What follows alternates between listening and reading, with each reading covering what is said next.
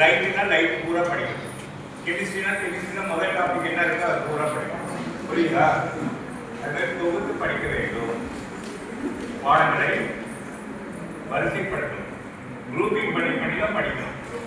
முதல்ல நாளே 6வது முடிப்பந்தர், அப்புறம் 7வது முடிப்பந்தர் அப்படிலாம் படிக்கவே கூடாது. 6வது உள்ள பாடத்தையும் 7வது உள்ள பாடத்தையும் 8வது உள்ள பாடத்தையும் என்ன தொடர்பு இருக்கோ அந்த பாடத்தை தான் வரிசைப்படுத்தி படிக்க வேண்டும். அப்பதான் மூளை ஞாபகத்தில் வச்சுக்கோ. இப்ப புரிஞ்சுக்கிட்டீங்களா படிக்கக்கூடிய முறை? சரி, கண்ணால பார்க்கணும். நம்ம இயற்கையான என்ன? காதால கேட்கறது, குழந்தை முதல் எல்லாமே அப்படிதான். யாராவது ஸ்கூல்ல வந்து எல்லாமே கத்துக்கிட்டோமா? பள்ளிக்கூடம் வந்து எல்லாமே படிக்க கத்துக்கிட்டோமா? உங்க அம்மா சொல்லி கொடுத்துருக்காங்க, உங்க அப்பா சொல்லி கொடுத்துருக்காங்க, உங்க பாட்டி தாத்தா சொல்லி கொடுத்துருக்காங்க, உங்க தெருவில் உள்ளவங்க சொல்லி கொடுக்குறாங்க. ஆடு, மாடு, கோழி, வீடு, ஃபேன், லைட் எல்லாமே யார் சொல்லி கொடுத்தா? அம்மா, அப்பா. அவங்க கேட்டு தான் நம்ம என்ன செய்யறோம்? கத்துக்கிறோம். ஆனா ஸ்கூல்ல வந்து கத்துக்கிட்டோம் கிடையாது. ஸ்கூல்ல வந்து கத்துக்கிட்டாலும் வீட்டுல கத்துக்கிட்டு எது ஈஸியா இருந்தது? வீட்டுல கத்துக்கொண்டது ஈஸியா இருந்தது. வீட்டுல அம்மா சொல்லி கொடுத்தாங்கல்ல, அவங்க சொல்லி கொடுத்த முறைக்கும் டீச்சர் சொல்லி கொடுத்த முறைக்கும் என்ன வித்தியாசம்?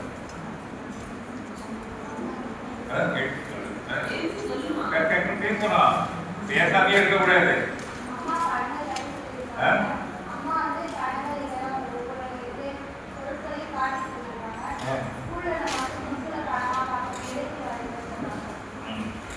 அம்மா சொல்லி கொடுக்கும் போது எல்லாமே ஓரளவு சொல்லி கொடுத்தாங்க.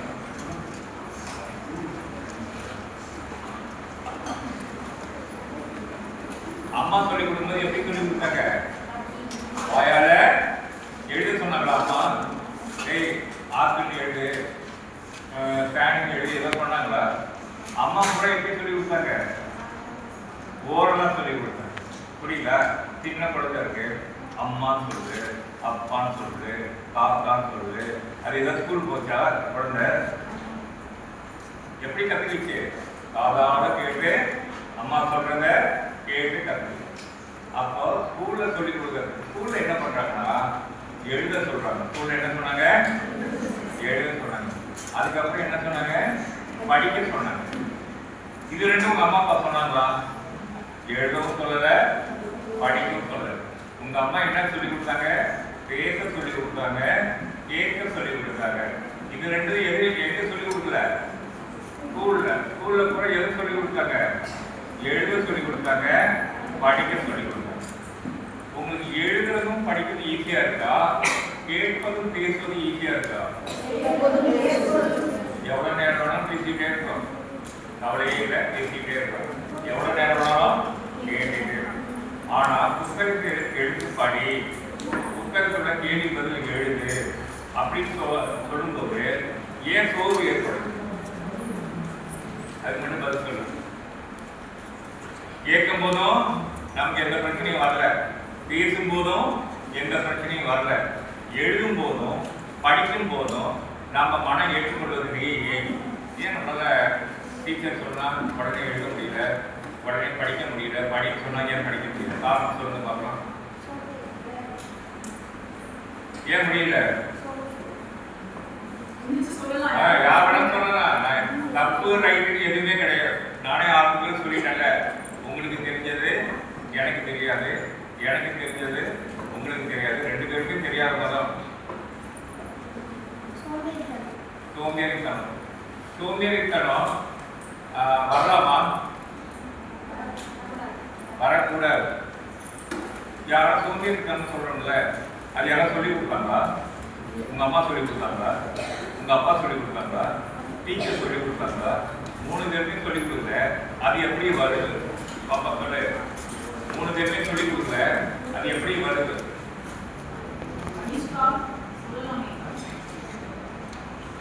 ஏன் சோம்பேறித்தனம் வருது? காரணம் என்னன்னா, படிக்கலன்னா நமக்கு என்னென்ன துன்பத்துக்கு ஆளாகணும்னு தெரியுமா? உங்க அப்பா அம்மா படிக்கல, நல்ல வேலைக்கு போயிருக்காங்கன்னு சொல்ல முடியுமா? நல்லா சம்பாதிக்கிறாங்கன்னு சொல்ல முடியுமா? காலையில வெயில் இல்லாம ஏசியில வேலை பார்க்கறேன்னு சொல்ல முடியுமா? ஏசியில வேலை பார்க்கறது, கார்ல வேலை பார்க்கறது, யார் வேலை பார்க்கறாங்க? படிச்சவங்க வேலை பார்க்கறாங்க. படிக்காதவங்க எப்படி வேலை பார்க்கறாங்க? வெயில்ல வேலை பார்க்கறாங்க, விறகு வெட்டுறாங்க. அடுத்து எல்லா நாளும் வேலை கிடைக்குமா? எல்லா நாளும் வேலை நிறைய சம்பளம் கிடைக்குமா? நீங்க நல்லா நினைச்சு பாரு. படிச்சவங்க 8 மணி நேரம் தான் வேலை பார்க்குறாங்க, படிக்காதவங்க 8 மணி நேரம் தான் வேலை பார்க்குறாங்க. படித்தவங்க வந்து அதிகமாக சம்பாதிக்கிறாங்க, படிக்காதவங்க கம்மியாக சம்பாதிக்கிறாங்க. படிக்காதவங்க கஷ்டப்பட்டு வேலை செஞ்சு எதில் வேலை பார்க்குறாங்க? கூலி வேலை பார்க்குறாங்க, வெயிலில் வேலை பார்க்குறாங்க, கடினமாக ஒர்க் பண்ணுறாங்க. எல்லா நாளும் வேலை கிடைக்கிறதே கிடையாது. படித்தவங்க எப்படி இருக்காங்க? சனிக்கிழமை லீவு, ஞாயிற்றுக்கிழமை லீவு, தீபாவளி லீவு, பொங்கலுக்கு லீவு, வேலைக்கு போகிற சம்பளம் வருமா வராதா? வரும். தினக்கூலிய உடம்புக்கு வேலைக்கு போனால் சம்பளம் வருமா? வரவே வராது. அப்போ நம்ம படிக்கணுமா வேண்டாமா? படிச்சாதா எல்லா நாளும் நமக்கு சம்பளம் கிடைக்கும், அதிக சம்பளம் நம்மளால வாங்க முடியும். இப்போ உங்க வீட்டில் எல்லாருக்குமே நகை இருக்கா, வீடு இருக்கா, கார் இருக்கா? அதெல்லாம் எதுவுமே கிடையாது. காரணம் வந்து என்னன்னா, உங்க அம்மா படிக்கல, உங்க அப்பா படிக்கல, அதனால என்னாச்சு? உங்க குடும்பம் வரல, மேல வரல. நீங்களும் படிக்கலன்னா என்ன ஆகும்? வறுமையில அடுத்த வேலைக்கு வேலை கிடைக்குமா அப்படின்னு நம்ம போய் ஒவ்வொருத்தருக்கிட்டே போய் வேலை இருக்கா, வேலை இருக்கா, உடனே வாங்கன்னு சொல்லுவாங்க? சொல்லவே மாட்டோம். உங்க அப்பா அம்மாவுக்கு வயதாயிடுச்சு, யாராவது வேலை கொடுப்பாங்களா?